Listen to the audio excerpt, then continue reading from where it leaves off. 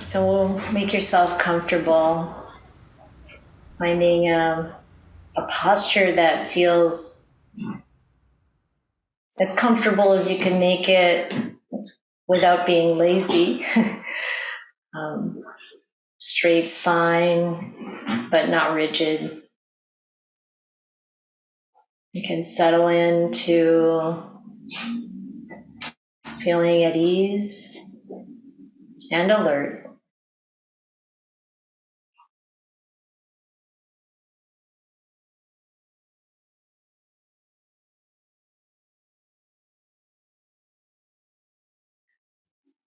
And I'd like to encourage working with Brahma Viharas this morning. And I tend to use the words that are repeated often in the texts describing how to do this practice. And it starts with, may I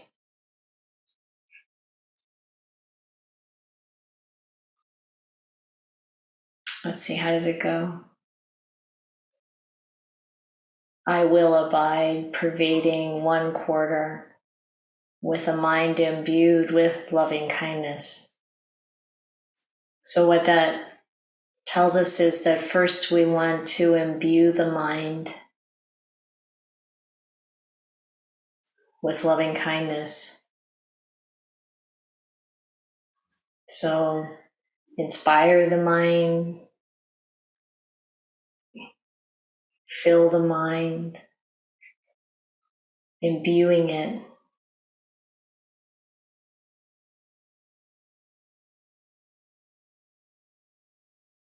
So how does that work for you? How do you do that? And if you've practiced this for many times over a long period, then you probably have established the cues to the mind. You know what thoughts to bring up or what images. And that help to already fill the mind with that experience of metta, kindness, an impartial love, caring for all beings. But if that pattern hasn't been established so deeply yet, then you may need to find another mechanism, some way to really invite the mind into that space, or filling that whole experience of awareness with kindness.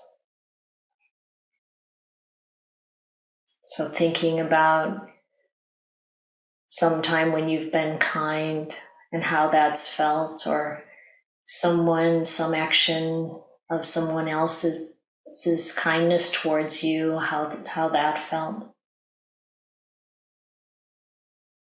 Or the image of someone or some living being, even those plants in the garden that you feel kind towards, you want them to thrive.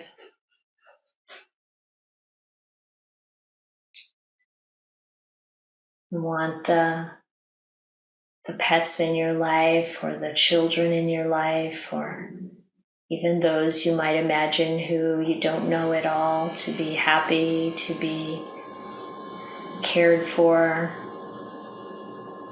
and kindness towards them.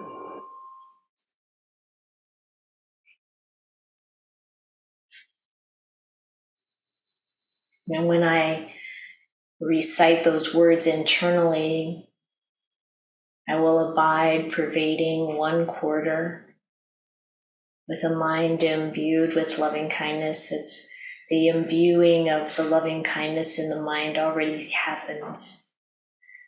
It's a felt sense as well as a thought. like a certain energy, a certain tone in the mind.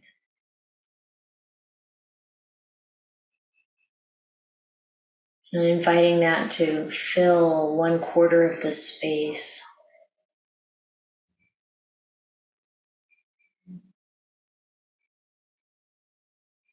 And for me, that's the front of the body, starting at the center core, like there's a core of energy running through the body from the top of my head to the bottom of the feet. And fanning out in front of that, this area filled with that energy of loving kindness.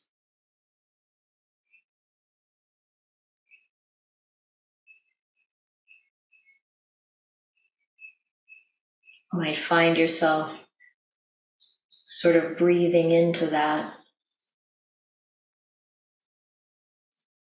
Breath energy can also be carried in the same way, filling that space by our volition, by our intention.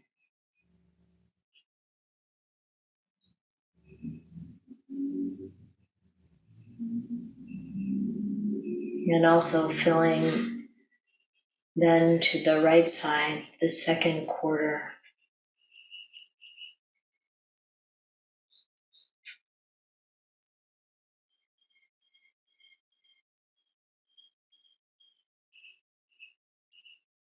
And the third quarter behind us.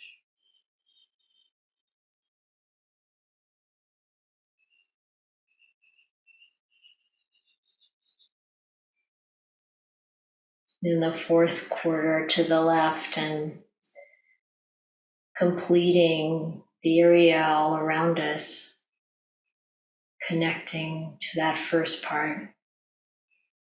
And really noticing what you feel when these suggestions are made to the mind.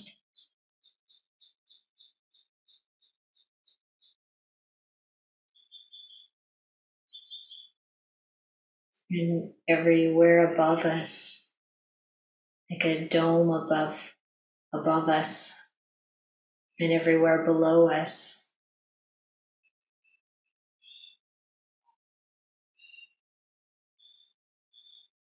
Completely enveloped in this sense of loving kindness.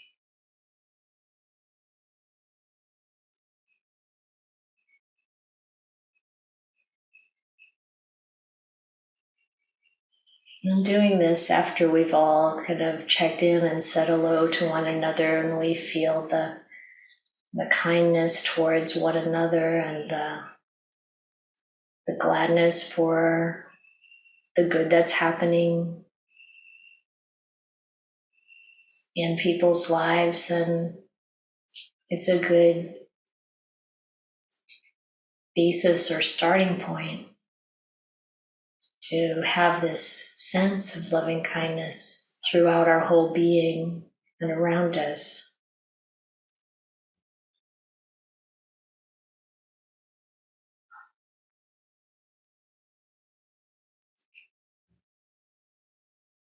And sometimes we might do this as a meditation on the heels of having a very different kind of mental state, agitation or worry or irritation or anger even. And it's just amazing how what we decide to think about can change our experience so much. And we can train the mind to be happy.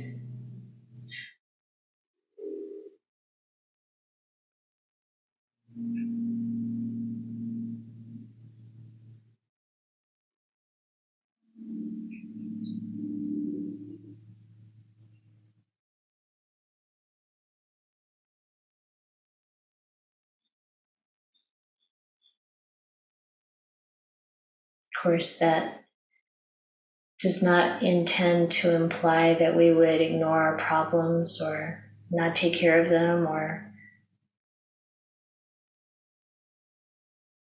blind ourselves to what's really happening in the world or in our lives, but to know that we can direct the mind in ways that are wholesome and give us even more capability and stability, strength and courage to handle what's happening in our lives and in the world.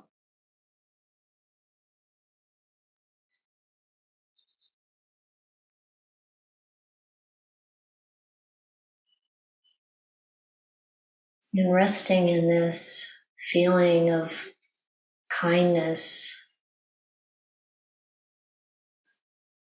is healing for the body and the mind.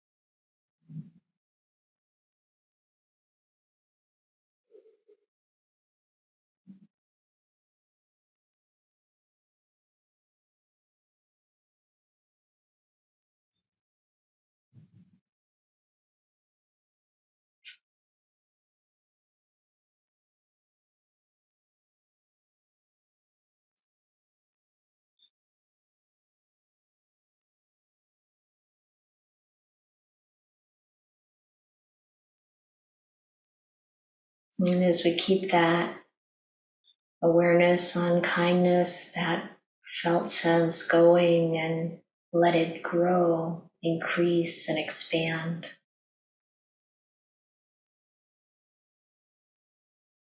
Like filling a huge jar with water and letting it overflow.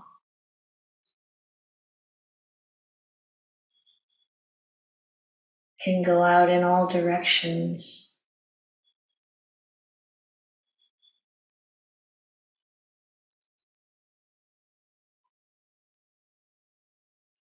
As far as our imagination can take it.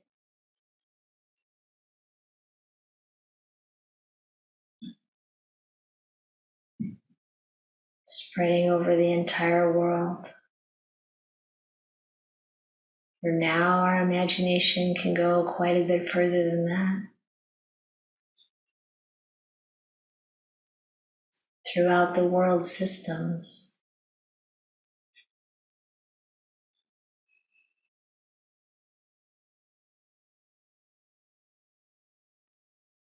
My Qigong teacher used to say, the imagination leads the mind and the mind leads the Qi.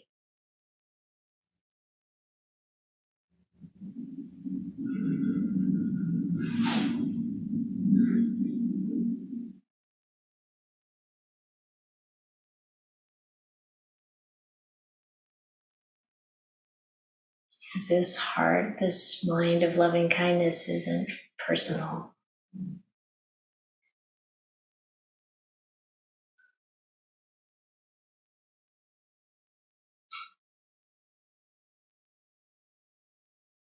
It's not me and my mind, but the ever expanding process.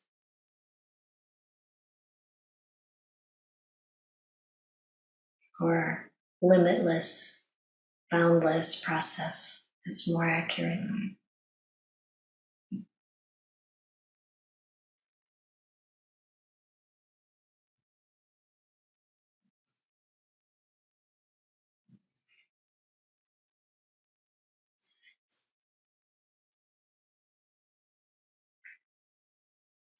And then we can choose to shift the tone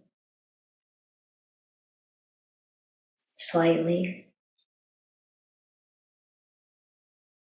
and abide with 1/4, with the mind imbued with compassion.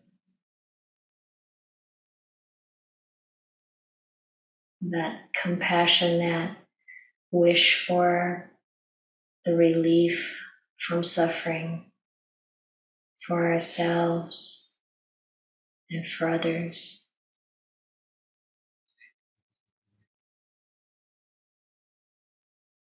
And seeing what images or words that we can bring to mind that helps to imbue the mind with compassion.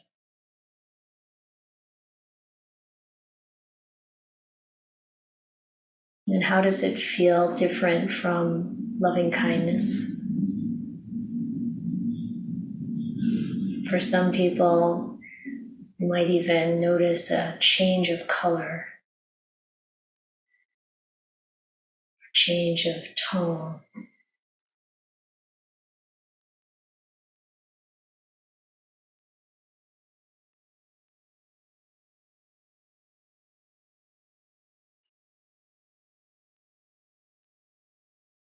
And the kindness doesn't go away, it's also there. But the attention is on compassion.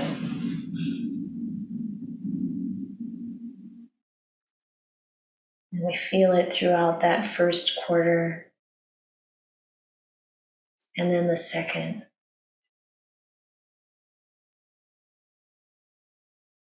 And the third, and the fourth, connecting again to the first quarter, and above and below, around and everywhere. And to strengthen that sense of compassion, we might think of one person or one living being, maybe someone we don't know or someone we know, and really have that deep wish for their safety and well-being, for their relief from whatever suffering is in their experience, their life.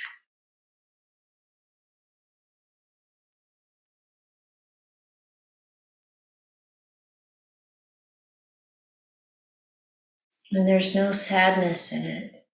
As true compassion is this uplifted, heavenly, glorious, that's not quite right, is it? It's from the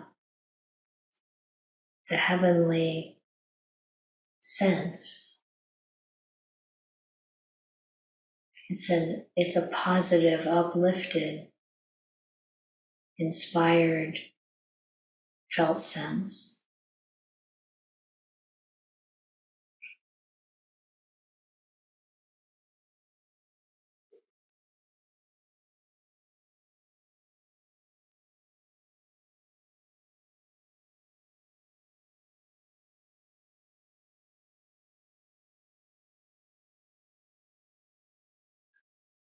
It's onward leading, upwards lifting, and expansive, expanding beyond and beyond to limitless, boundless, immeasurable.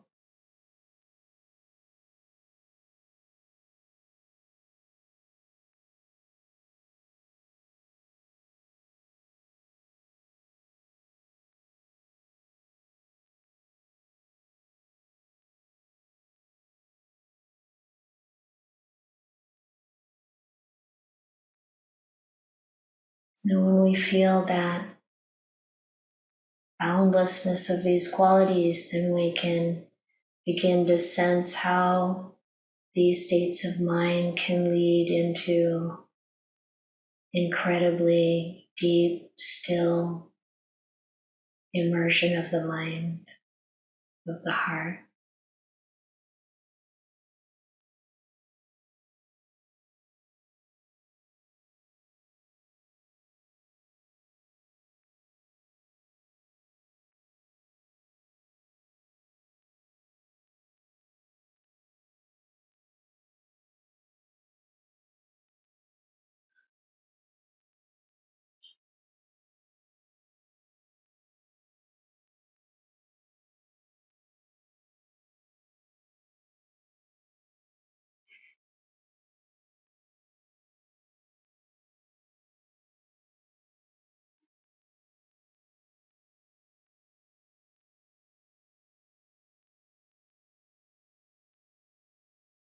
And then again, we can choose to shift the tone,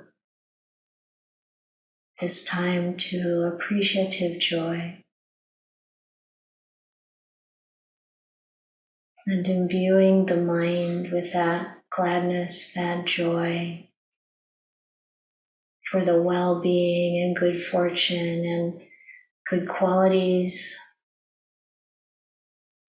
good choices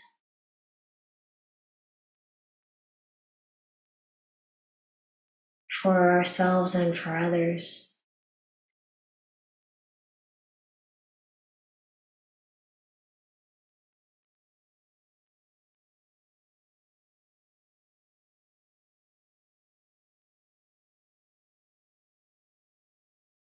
Abiding with 1/4,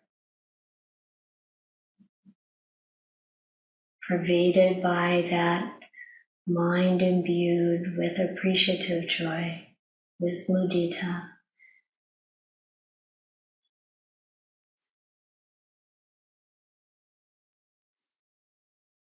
And the tone changes a little bit again, a little different from loving kindness or compassion.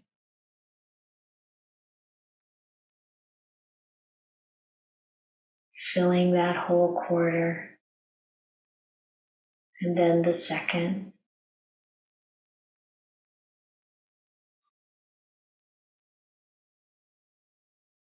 and the third,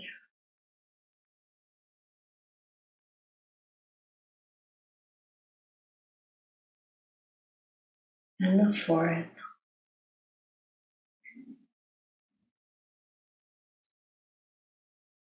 and above and below, around and everywhere in all directions, pervaded with this mind, imbued with appreciative joy.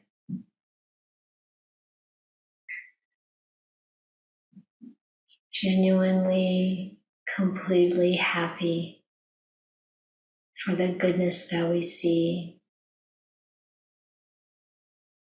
the goodness we experience in ourselves and in others, truly uplifting to the world, truly selfless.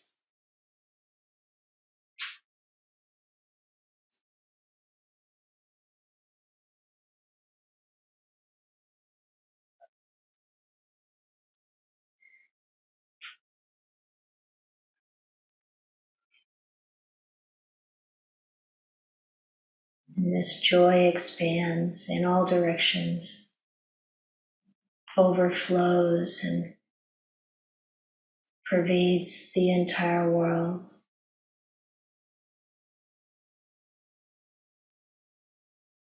The entire cosmos,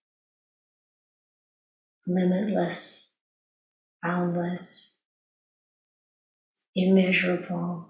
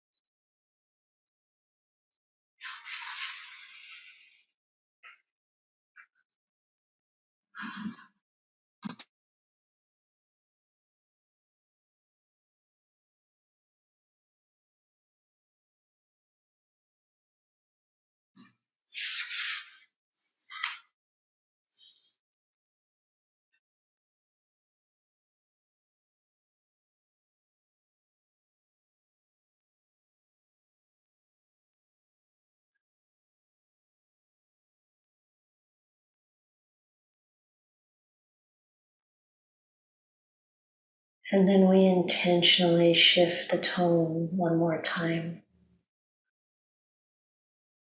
And this time to equanimity.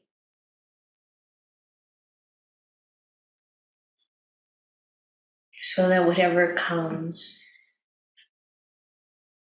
the mind is stable,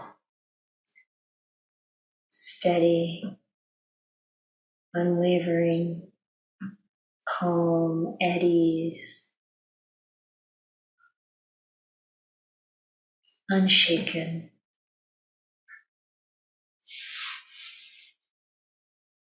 but also wise and understanding.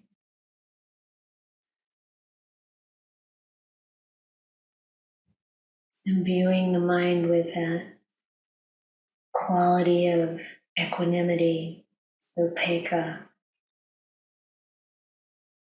accepting,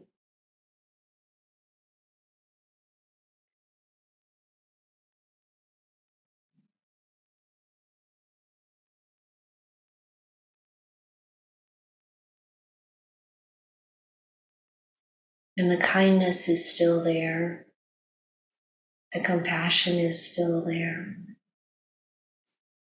the happiness for goodness is still there. But the foremost sense is equanimity.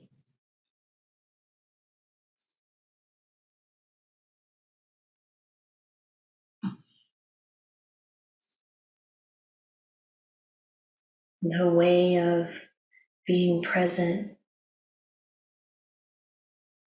with the suffering that exists in our lives, in our mind, in the world. Actually, in the mind, it doesn't have to reside. The Buddha said, for him, it didn't invade the mind and remain. This is where we have the choice to train the mind. We know it, we see it, we don't take it on. Instead, the mind is filled with equanimity, understanding,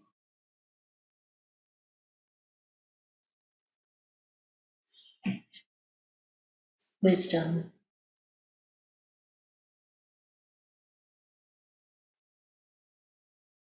And this also has a different feeling to it.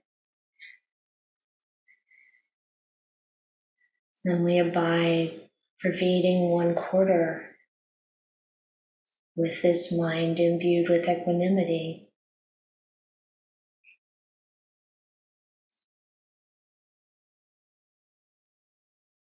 And when we relax into it,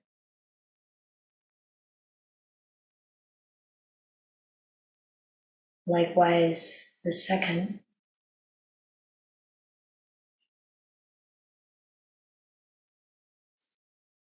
and the third,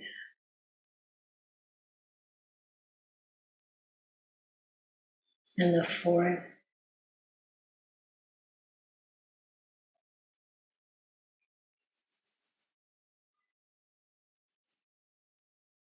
and above us, and below.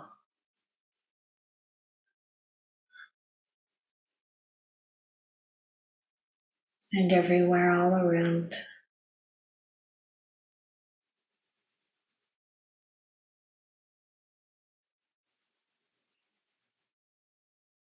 This peaceful, solid, clear sense of stability,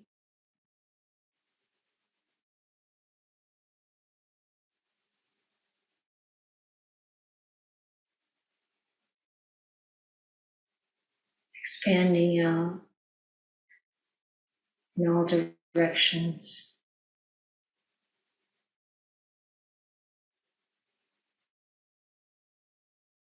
encompassing the entire world.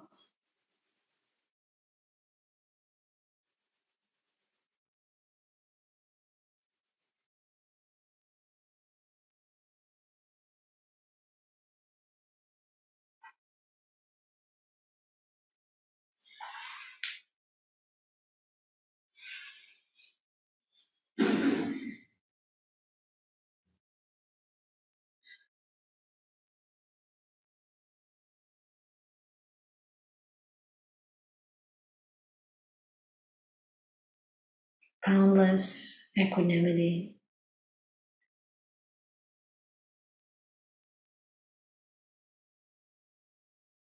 measureless.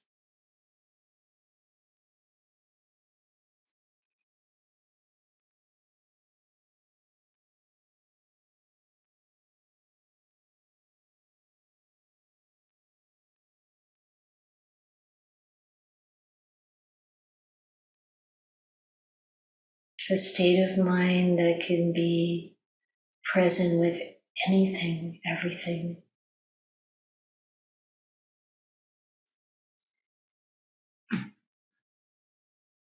Wisdom and knowing.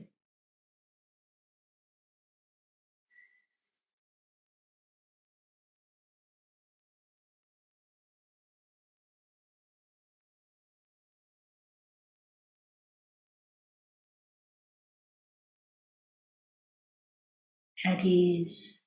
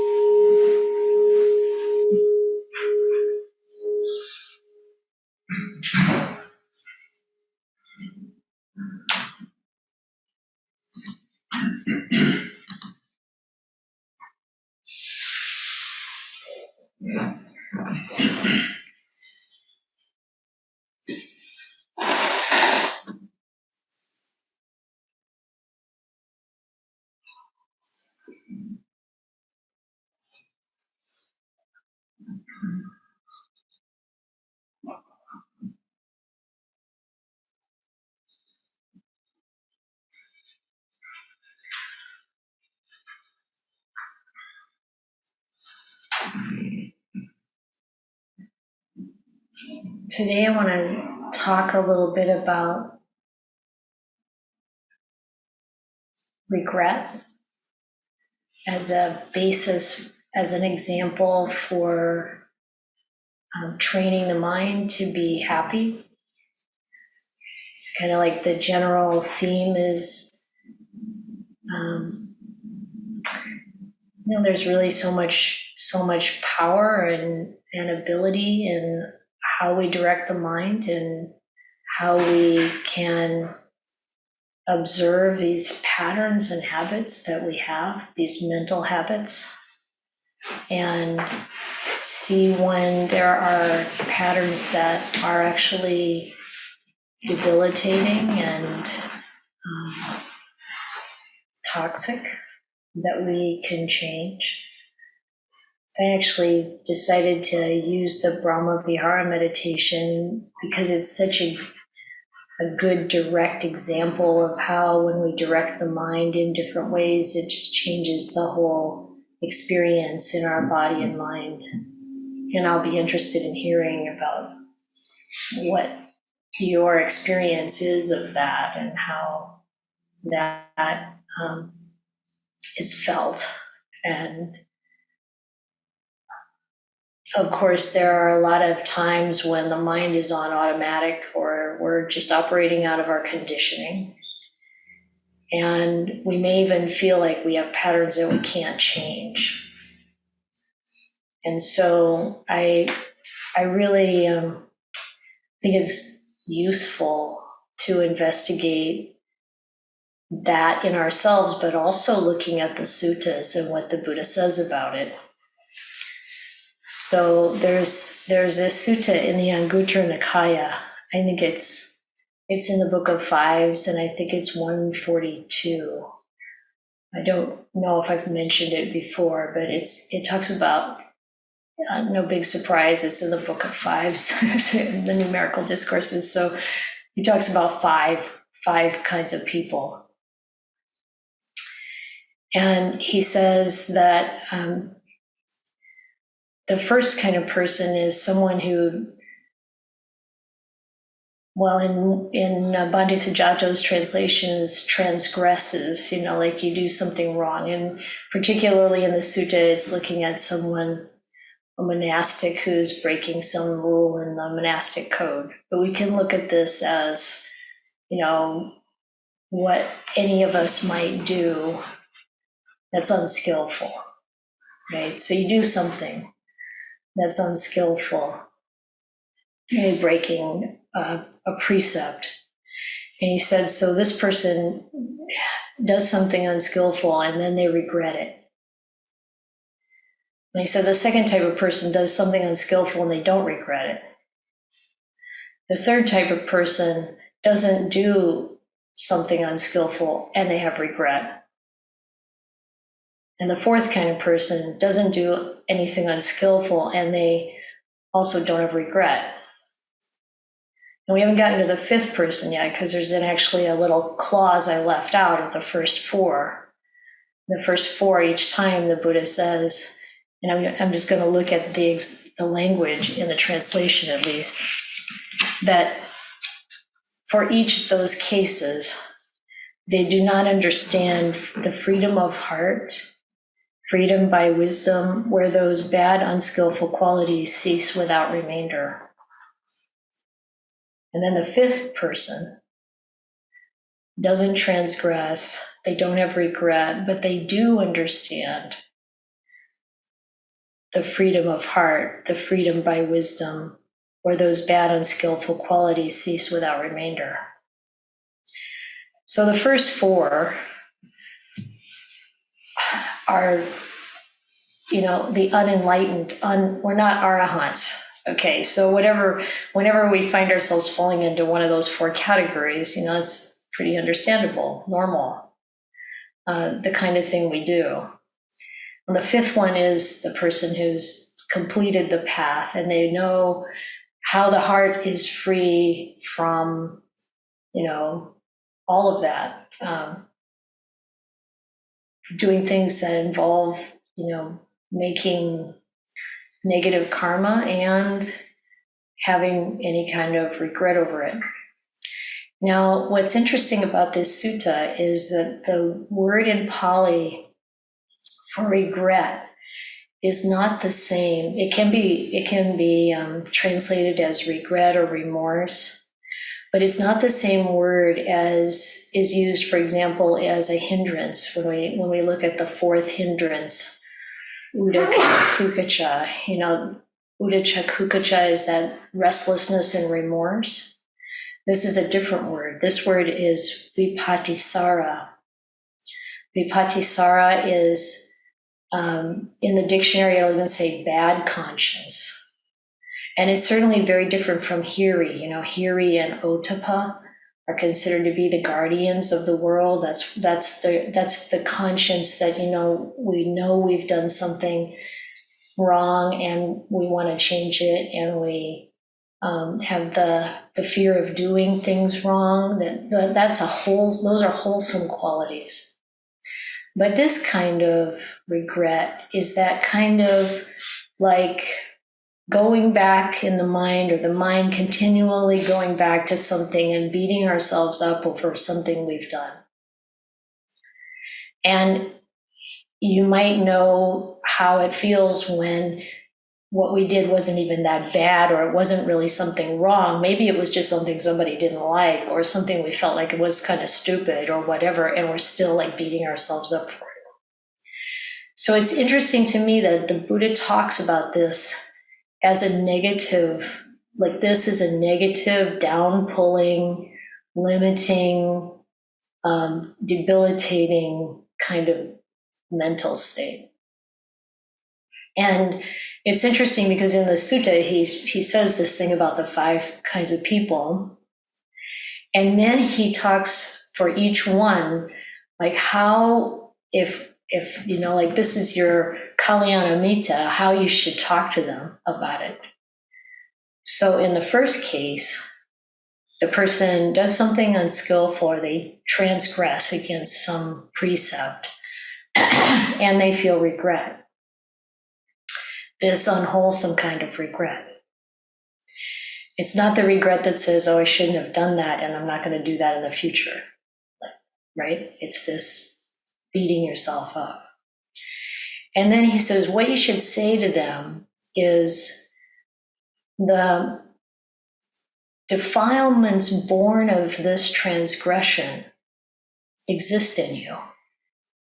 And the defilements born of this regret, this unwholesome regret, exist in you. And it would be good if you let both of those things go. Let them go. And then when you get to the person who's done the unwholesome or the transgression, and they don't regret it, like, I don't know, I would kind of think that that's even worse, in a way. But no, what you say to them is, oh, the defilements born of that transgression exist in you, and you should let go of it. So you can really see how the Buddha saw this kind of regret as toxic. It's like, that's even more of something to let go of, And then the kind of person who has regret and they haven't even done anything, this is even like, okay, like you really, the defilements born of this regret exist in you. You should let them go. And in each case, and of course there's the last one where there's no transgression and no regret, and there's nothing there to let go, but you say each time, you should also say, as you do this, you'll become more and more like that 5th person, the one who has come to the complete understanding beyond this idea of transgression and regret, or not just the idea, but actually doing it. So the fully enlightened, when you're fully enlightened, I mean that, when you are fully enlightened, or when I am fully enlightened, then there's no unwholesome action, because there's no greed, hatred, or delusion anymore. So there's no making karma anymore in that way. And regret is also part of that unwholesome package, you might say. So that's also finished. So then when I think about, okay, we need to understand how to actually make this happen, like how to really understand it. So if you can think of a time, maybe for you yourself, where you've done something unwholesome, like there's a transgression, whether that's something with our speech or whatever it is, and there's regret, like trying to see, well, what are those defilements that are born of this transgression, and what are the defilements born of this regret?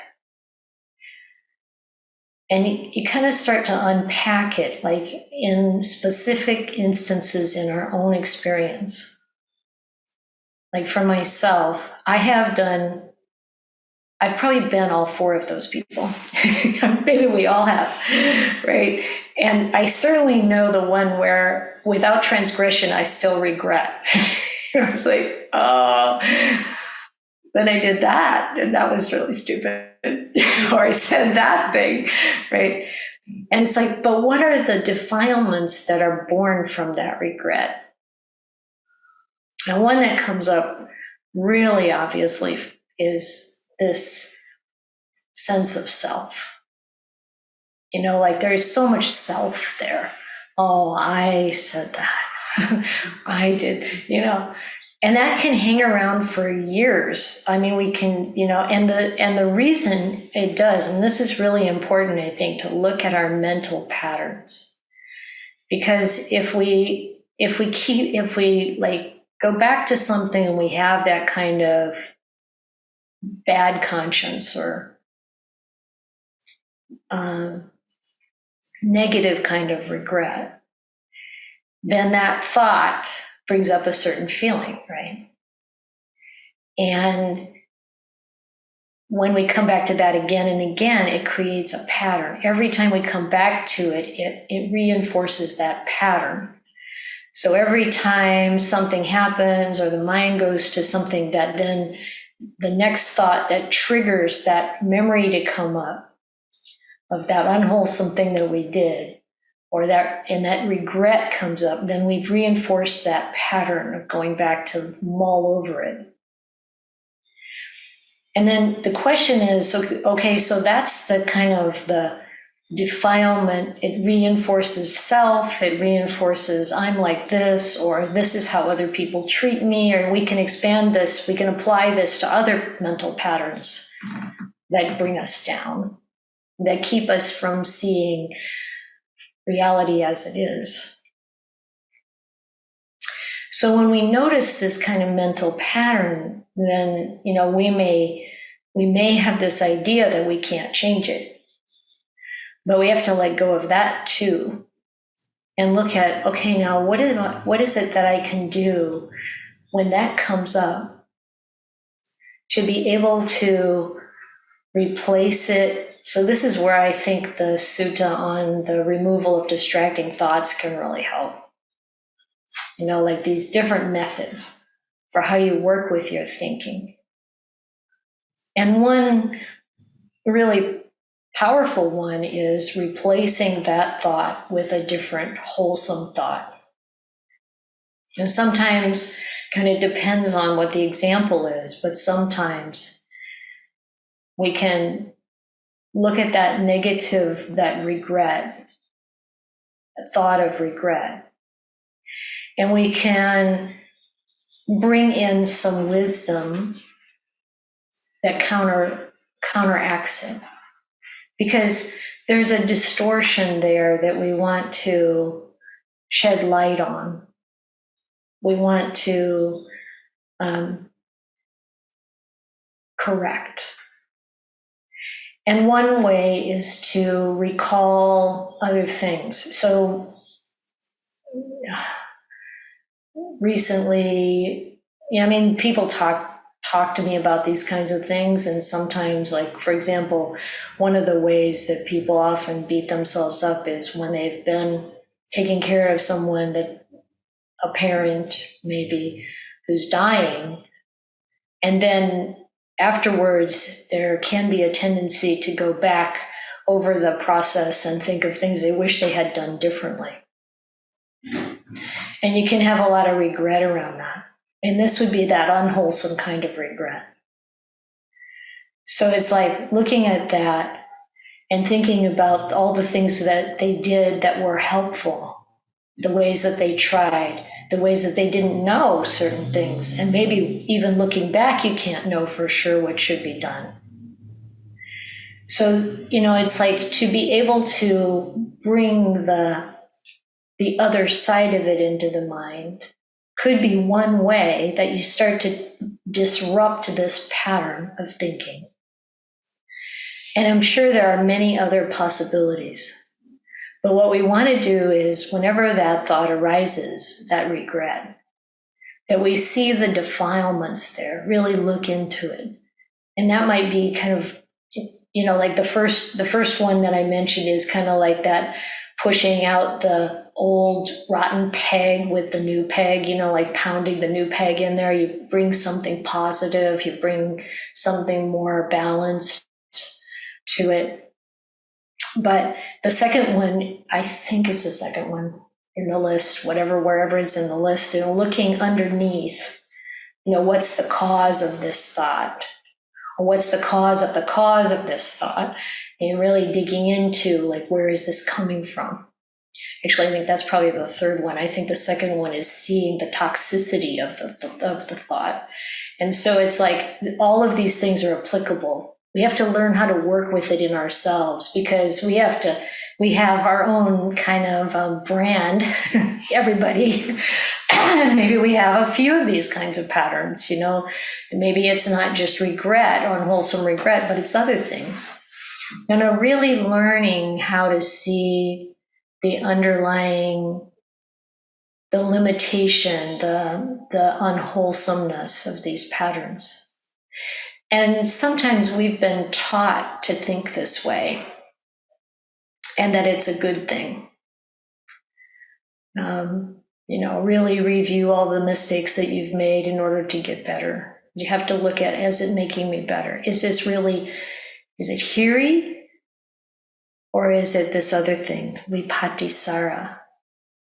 To really make that distinction. And then see, like, okay, what's the way that I can free the mind from this pattern that's been there probably a long time? We have to have a lot of patience and endurance. And this is really right effort. So, those the 4 aspects of right effort, encouraging what's wholesome in the mind.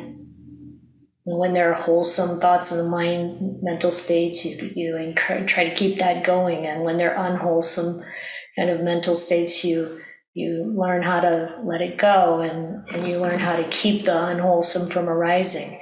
And I think it's really interesting, because that's right effort. The Buddha's not talking about right effort being like, 10 hours on the cushion in one go. It's really about mental states. So this is, hopefully some encouragement to really be willing to notice those toxic patterns, and to, see that the Buddha really hit upon all these things, and that, well, it hasn't changed in 2,500 years. We're still, the human mental processes are really still pretty similar. And to investigate this, come up with methods, or make use of the methods that you find in the suttas. And, there are other ways that the mind changes. I really think it's kind of in 2 categories. We change sometimes because of insight, like something becomes clear because of deep meditation and all of the other work with our moral behavior and everything. And then there's a big like shift in the mind. But the other way that things change is through a practice, through a concerted effort to apply ourselves to changing what we're doing. And, we can change our verbal habits, and I'm sure you've seen that in yourself. We can change our actions, and we can also change our habits of thinking. And this is really, it's freeing. It's leading us to be more like that 5th person. And then at the end of the sutta, it says, and then gradually this person becomes more like this 5th person, gradually, which is very encouraging. It's not all just like a bolt of lightning hits and then suddenly we're awake. We really do gradually make progress.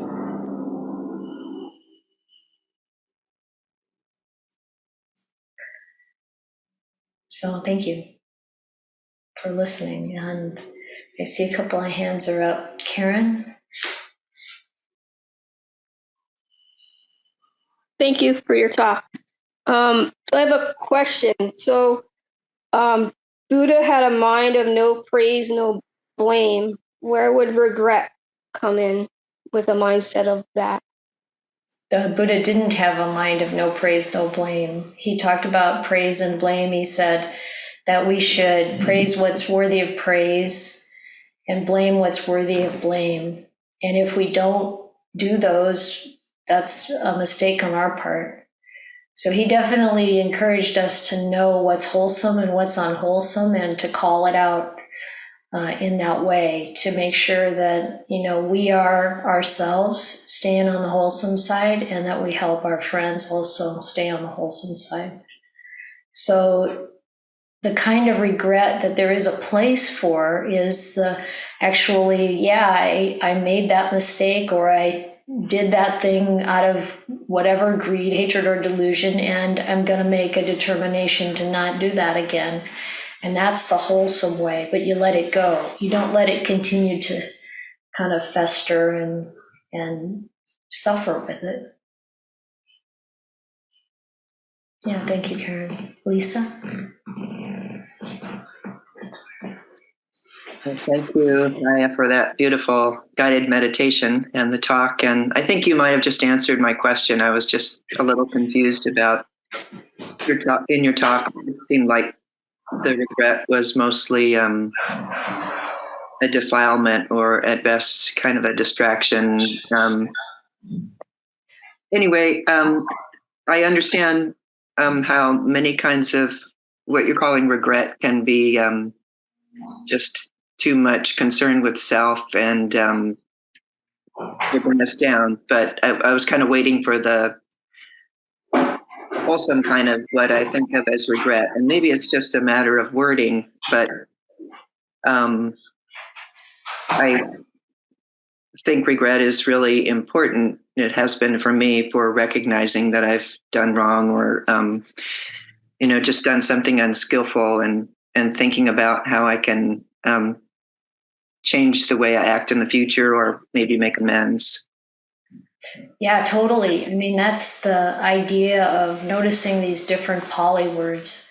So we translate them as regret or remorse, but the Pali is very clearly different. So hiri is, it used to get translated as moral shame, which that brings up some unfortunate things for us too. But good conscience, having a conscience and looking at what we've done. So it's really clear in the monastic code. So we have all these rules. We need to be mindful of them when we transgress, if you want to use that word, when we break a rule in some way, then we keep track of that. We talk it through with a bhikkhuni sister. You have to do that before the recitation of the Patimokkha, because you need to come to that situation pure. So you talk it through, you acknowledge what you did, you recommit to making your best effort to not fall into that again. And then you proceed and you let it go. And then even the words are, I'm pure in this. So you've let it go. So that's the distinction. And so the Buddha is saying, okay, that's what hiri and ottappa are. And ottappa is looking at the future. I don't want to do that unwholesome thing again. So those two are pillars of support. It's important that we use them. But this is a different thing. This is it's got a lot of worry involved in it, self involved in it. This is where you're going over and over something that you can't change from the past, that it's really a reinforcement of identity, and you're identifying with this thing you did. And so how many times do we do that? We identify as a certain kind of person. We identify as, even whether it's considered good or bad, we're still stuck in it. So that's where it's nice using Sutta Central. You see that word, regret or remorse, you can look up the Pali, you can see, well, what is he talking about here? Is it kukacha, which is the hindrance of regret, or is it, this one is VIPPATISAR In this sutta, it's I. It could have different endings because of the grammar, but it's, vipatisara. And it's this thing. Then to understand, like, what are these words? How do these words really appear in our experience? What's the real meaning? And so to see, like, okay, you did something wrong, and you're having this unwholesome regret about it. What does that look like? So you yourself, you're like, hey, there's a wholesome regret. Yeah, but it's not this kind. So it's good. This is the way we start to understand better what the Buddha was telling us. Yeah, thank you very much. Yeah, you're welcome, Lisa. Thank you. Grace? I really appreciate that you brought up having patience with ourselves as we work with our defilements. And I guess I wanted to ask more about that patience and developing that patience, because I often find myself so frustrated that I haven't learned the lesson yet. And I guess, I know, I guess I know then the only way really out of that lesson is to just learn what I can from it and keep going. Is there anything else that you could offer as advice or encouragement for that? Yeah, I think we need to do a lot of non-egoistic patting ourselves on the back. I think we have to, it's really important to acknowledge the good that we're doing and to remind ourselves of it often. We're trying to bring ourselves into balance, and it depends on kind of like what our conditioning has been. So if our conditioning has been, and I've seen this in people, they don't acknowledge anything they've ever done wrong, and they just bust their way through life. They need to start thinking about what they've done a bit more, But then there's those of us who have been so conditioned to really be unhappy with ourselves for whatever we're doing wrong. And then, we get stuck in that side. And that's even true of not acknowledging enough or seeing enough our progress, or being upset with ourselves for not having gotten it yet, like it's still there. If we can take a couple steps back and see it as a process more than as something about us, we have more patience, I think. And to really appreciate that this is the way the practice is for everybody. This is just the process. I've probably spent lifetimes developing this mental habit. It's going to take some time to unravel it. I'm actually probably making leaps and bounds of progress given the amount of time that this thing has been hanging around in the background, in my consciousness. So, yeah, whatever you can do to encourage and to appreciate the progress that we make. And, the whole idea of this training the mind to be happy, it's seeing these places where we get hung up and working with letting them go, but really being kind to ourselves and really appreciating when the mind is happy and free, that is a good thing. Happy and at ease. Ajahn Gun has said it he says it constantly, be happy and at ease. And, and then he'll also say, you have to really do this, clean your bathroom, or whatever, don't be lazy, but, it's like how you do that work and still be happy and at ease. Can we take it a little more lightly? Like, oh yeah, there's that one again. Okay. One more time. Okay. Yeah. That's what I got at the moment.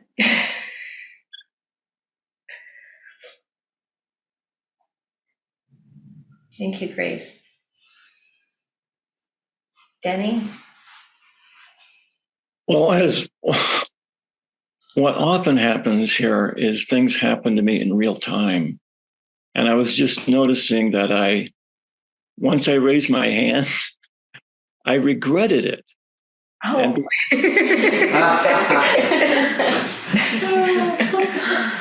because I didn't know what I was going to say, and I thought, like, well, I'm regretting something that wasn't unwholesome to raise my hand. But thanks to your talk, I thought, oh, what's the defilement in this? And it just made me drop into a place of just seeing what's going on with me right now. And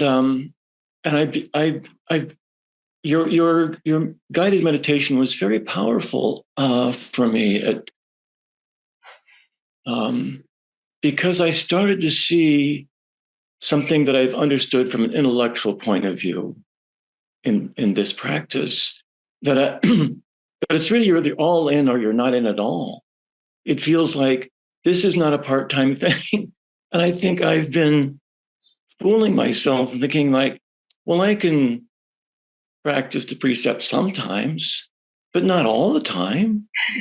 And it feels like in order to really lead a life, to really suffer less, that at a much deeper level to give myself to, because I have this view that I can't change this, these regrets that I have over, I don't even know what they are. There's just sort of like this sort of general feeling of like, I can't change something in my past. And I began to think, oh, I have to give that up.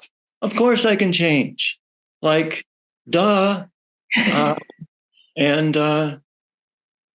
But gradually. And there's I just wanted to mention, there's a line in the big book of AA that after you've done most of the steps, it says, you will not regret the past, nor wish to shut the door on it. So thanks. Yeah, thank you, Denny. Lovely. Joyce?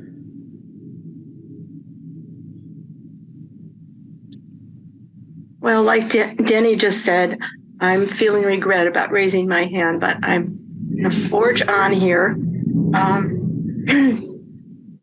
I have really spent a lot of time in shame and regret and gain and in my life. And I have recently found a resource that has been so enormously helpful to me. And it's actually based on the Majjhima Nikaya 19 and 20, which you had just referenced. And I was wondering if it would be okay for me to mention the title of the book. It's just out. It's filled with really practical suggestions for ways to deal with these really not very helpful ways of thinking. The 1 through 5 that you were just talking about. I wanted to ask your permission before I go ahead and. Yeah, it's Shyla Catherine's book. What's the title? It is, and it's so enormously powerful, and it has exercises that are extremely practical that you can do at any time, called Beyond Distraction. Beyond Distraction, okay. You see it. Beyond Distraction, 5 practical ways to focus the mind. And it's very rooted in the Buddhist teaching. She does not. It's the 2 suttas, number 19 and 20. 2 kinds of thought, and 20. 2 kinds of thought are the first one. So you start first distinguishing wholesome from unwholesome, and then you go into these 5 strategies which build on one another. Yep. You don't dive in and start with number 5. You go through 1 and you really get very deeply understanding of that before you move on to number 2. And it is so, there are messages in there particularly about releasing that self-identity that just kind of permeates underneath the surface of the book as she goes through. It's just enormously powerful. Great, thank you. Oh, thank you, Kematana. I appreciate your posting that. So that's all I want to say, but I've just had so many breakthroughs as a result of doing this study and practice. That's great. That's exactly what we want. We want to, and particularly, we each have to find what method works for us. It's kind of like what I was getting at with the Brahma Viharas. We each have to find what it is that's going to help the mind go into that state. And when we, use, just like we've been saying, the Brahma Viharas practice is one good example of how we shift the state of our mind, and we can break patterns this way. And so, thank you, Joyce. I have and just a book. Just to say that Shaila actually offers numerous ways to address each of those areas where you're stuck. She doesn't just have one solution. There's many ways. You find the one that works for you. Yep, that's good. Yeah, thank you, Aya. Holly? I appreciate you drawing out a couple of the facets of remorse and regret, the hiri and otapa, and then vipatasari or vipatisari? Vipatisari or vipatisara. T-I. Yeah, it's Vippati, and the T has a dot under it, so it's kind of a reflexive, I think. I-S, long A-R-A, or long A-R-I, depending on the grammar. And then I was looking at the sutta, which is Bhikkhu Bodhis, and reading the taints born of volition are found in you, and taints born of remorse increase. Please abandon the taints born of volition and dispel the taints born of remorse.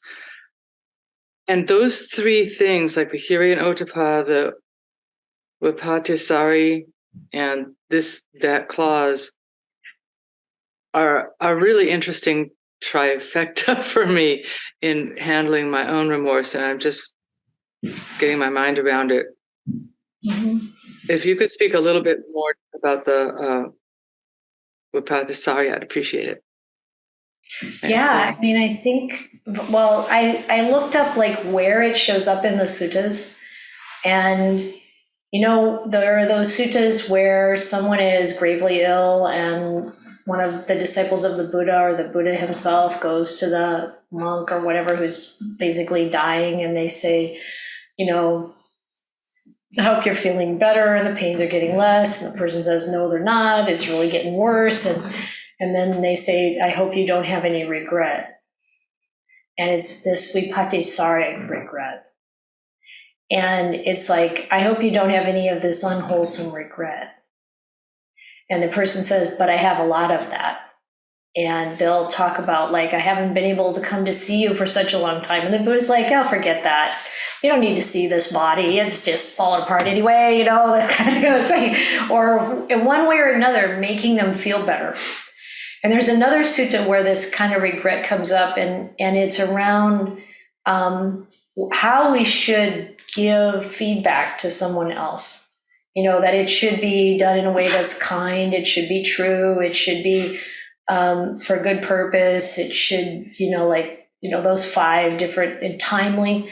And then, if someone gives feedback to somebody and it's not like that, they're harsh, or it's at the wrong time, or in some way it's not a good way to deliver the feedback. The Buddha said you should go to the person who just was told off, and this is what you should say to them. That wasn't done properly. They shouldn't have said that to you at this time, or they shouldn't have said it to you in that harsh way, or whatever, or it's not true what they're saying, whatever it is. Don't feel regret. Don't feel this vipatisari. And it's like we even should encourage each other not to feel this wrong kind of regret. So what this is, it's incumbent upon us as practitioners to figure out the difference. What's the wholesome kind of hiri, conscience, knowing I've done something, reflecting on it like Lisa was talking about? Or what is this unwholesome kind where you're like really feeling hurt hurt maybe by this words that this person has said, and you're really going over that in your mind, or you have the potential of being caught up in that, going over that in your mind, and to help each other not do that. So yeah, keep investigating. Thank you, Holly. Okay, friends, the time's up, but the love keeps flowing.